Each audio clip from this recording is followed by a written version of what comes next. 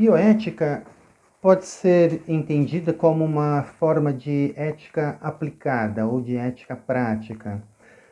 Trata-se da ética aplicada a problemas e propostas de soluções e também avaliações morais de vários tipos relacionadas às nossas decisões individuais ou coletivas sobre viver e morrer, ou sobre manter a vida ou tirar a vida, ou sobre a qualidade e a extensão da vida, dos anos de vida, tanto dos seres humanos quanto dos animais. A ética, então, e a bioética em especial, tem essa dimensão, em primeiro lugar, prática. Em segundo lugar, ela tem uma dimensão factual ou científica que é importante. Em terceiro lugar, ela tem uma dimensão propriamente ética, ou seja, propriamente valorativa e normativa. E nessa relação desses aspectos, ela pode ser vista como uma disciplina inerentemente filosófica. Então ela tem uma dimensão filosófica. Vamos tratar um pouco disso. No ano de 2020, com a pandemia da Covid-19, nós tivemos vários problemas ou questões em bioética.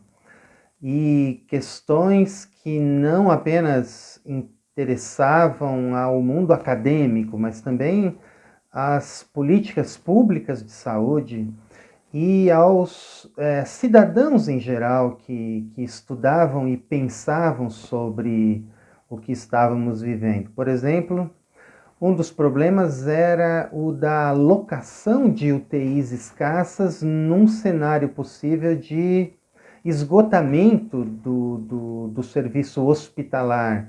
Como poderíamos alocar os pacientes no tratamento de UTI? Será que seria correto alocá-los de acordo com a ordem de chegada no hospital? Será que deveriam ser tratados de modo igualitário e poderíamos então usar um sorteio? Será que poderíamos usar o critério de idade e aqueles que são mais novos deveriam ter uma prioridade porque eles teriam mais perdas em termos de anos de vida?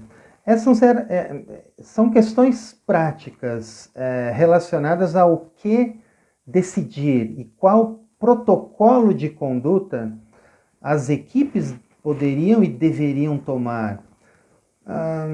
Um outro exemplo, na pandemia ocorreu a possibilidade de que o serviço de aborto legal fosse feito de modo remoto, de modo online. Mas para isso a medicação deveria ser enviada pelas equipes dos postos ou dos hospitais para as mulheres e elas receberiam as orientações também através do computador ou do celular, orientações dos médicos e médicas.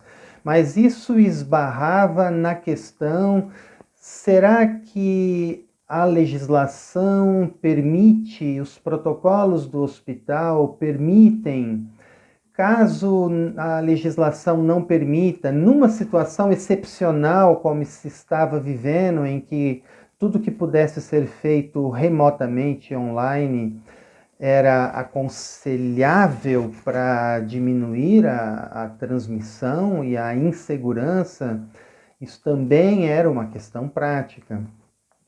Um outro problema mais no final do ano foi a discussão, e ainda é a discussão, se podemos e devemos usar testes clínicos de desafio humano para pesquisar vacinas e tratamentos. Testes clínicos de desafio são aqueles em que há a infecção controlada e deliberada dos participantes pela equipe de pesquisa. Será que devemos fazer isso? O que devemos concluir em relação a recomendar ou não recomendar os testes de desafio. Eles serão eticamente e bioeticamente aceitáveis, corretos, bons? Apesar dessa linguagem ética, o ponto principal é prático, é nos ajudar a tomar decisões práticas. Mais uma dimensão importante e necessária é a dimensão científica, é a dimensão da informação, de conhecer de um modo meramente descritivo qual é a situação de fato.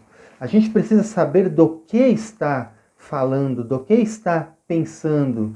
E isso, em grande parte, é uma tarefa que não tem a ver nem com a filosofia e nem com a ética. Tem a ver com o conhecimento do mundo, tem a ver com coletar a informação disponível de boa qualidade no mundo, tem a ver com estudar ou conversar com os cientistas. E tem a ver com conhecer os vários protocolos alternativos de ação. E para conhecer as alternativas de ação e os protocolos que são diretrizes possíveis para, por exemplo, cada um desses casos, nós precisamos pesquisar as experiências e as propostas e os protocolos vigentes nos vários países, nos conselhos de medicina, nas academias de ciência. E essa é a dimensão empírica da bioética e que é necessária para a gente fazer uma boa bioética. Mas há a necessidade para que haja uma decisão eticamente bem informada do trabalho especificamente normativo e valorativo e também do raciocínio prático, do raciocínio moral, da argumentação sobre as razões pró e as razões contrárias, e isso é uma dimensão inerentemente ética.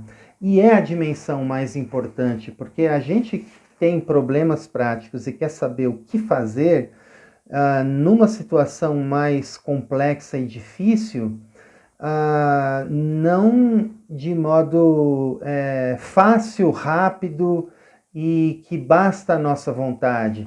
A gente tem dúvidas e quer saber o que devemos fazer, o que seria bom de ser feito. E é a partir de uma perspectiva do que deveria ser feito que a gente então toma decisões sobre o que fazer. E essa reflexão sobre o que deveria ser feito é a dimensão inerentemente ética, normativa da bioética. Mas a avaliação do que é certo e errado, bom e ruim, é parte fundamental. Pegue o problema dos testes de desafio em que você infecta os participantes. Nós, para sabermos se isso realmente é aceitável, normalmente mobilizamos os princípios clássicos da ética médica e da ética em pesquisa das últimas décadas, o princípio do respeito pela autonomia, o princípio de não causar danos aos participantes, o princípio de promover benefícios para os participantes e para a sociedade, e o princípio de justiça, ou seja, de não discriminar pessoas e grupos de modo arbitrário e distribuir de modo equitativo ônus e benefícios. Então, a gente poderia pensar que os testes de desafio, se são feitos com voluntários esclarecidos, autônomos, capazes de decidir da melhor maneira sobre si mesmos, não é a permissão que é antiética, mas a proibição dos testes que é problemática. Se a gente olha o benefício previsto e aplica o princípio da beneficência, a gente, olhando também os fatos, percebe a promessa de enorme benefício com o conhecimento e com os testes de vacinas e remédios, comparado com os riscos que os participantes tomam, com a quantidade de participantes comparada com a quantidade de beneficiários, né? Os participantes serão algumas centenas, os beneficiários serão milhões de pessoas. E o princípio da beneficência, então, também aprova o emprego de testes de desafio humano. O princípio de justiça, que sugere olharmos a distribuição de ônus e benefícios.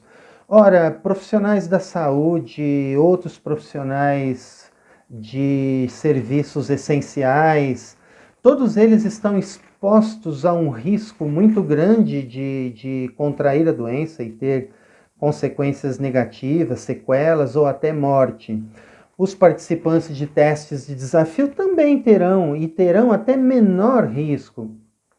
Quando a gente doa um rim, a gente tem o risco, por exemplo, de uma morte para cada 3.000 doações.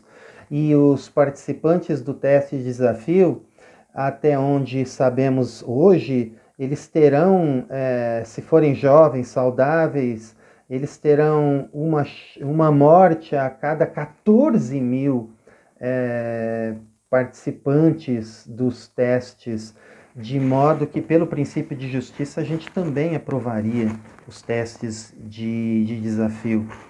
Mas a gente poderia pensar em simplesmente olhar os fatos, como eu destaquei alguns aqui, e aplicar diretamente argumentos, raciocínios, comparações com casos similares, como esse dos profissionais de saúde e os participantes voluntários dos testes, ou da doação de um rim, que é também um ato arriscado, altruísta, mas para beneficiar uma outra pessoa, e a doação feita de modo consentido, enquanto nos testes você tem tudo isso, mas não para beneficiar uma pessoa, e sim para beneficiar milhares ou milhões de pessoas. E essa forma de praticar a bioética, que destaca o raciocínio, o argumento, a ponderação de razões pró e contra, é também uma forma inerentemente filosófica, de análise filosófica para a bioética. Então, há uma dimensão inerentemente filosófica, porque valores e princípios têm uma natureza que não é estritamente empírica, é uma natureza filosófica.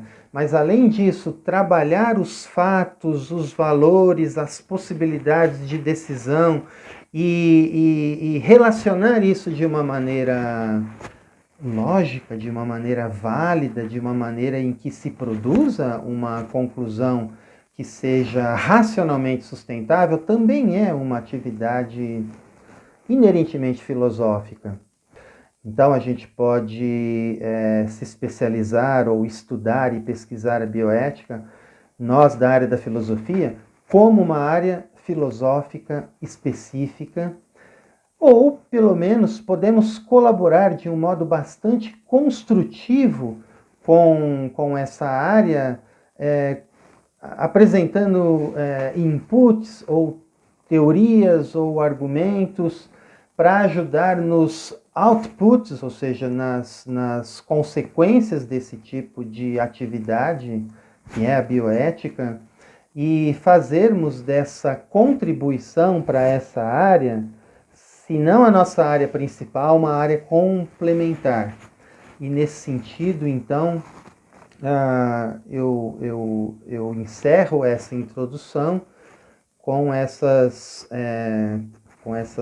4 dimensões da bioética: a dimensão prática, a dimensão científica, a dimensão normativa e valorativa e a dimensão filosófica. Há muito material já sobre bioética, especialmente quando feita com estes ingredientes. No Brasil, há, por exemplo, o livro do professor Darley Dallagnol, da Universidade Federal de Santa Catarina, a obra chama-se Cuidado e Respeito em Bioética, que tem todas essas dimensões que eu citei. Vocês podem encontrar um livro chamado Ética Aplicada e Políticas Públicas, que também é um exemplo de bioética feita dessa maneira filosófica, lógica, mas também empírica, com textos muito bons de muitos professores e pesquisadores brasileiros e estrangeiros.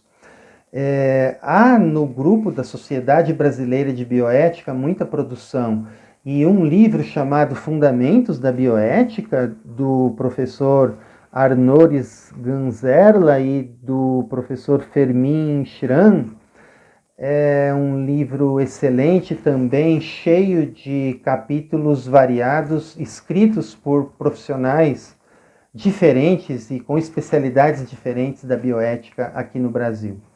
Nós também temos vários compêndios e antologias. Eu sugiro o compêndio de bioética da Blackwell, editado pelo Peter Singer e pela Helga Kukushi. Uma excelente enciclopédia gratuita e disponível na internet é a Enciclopédia de Filosofia de Stanford, que tem muitos verbetes em bioética atualizados com temas específicos, escritos por especialistas. Tem alguns sites muito bons, como o site Nuffield Council of Bioethics, da Inglaterra, ou o site Hastings Center, dos Estados Unidos, com imenso material de estudo, mas também de informação atualizada. É isso.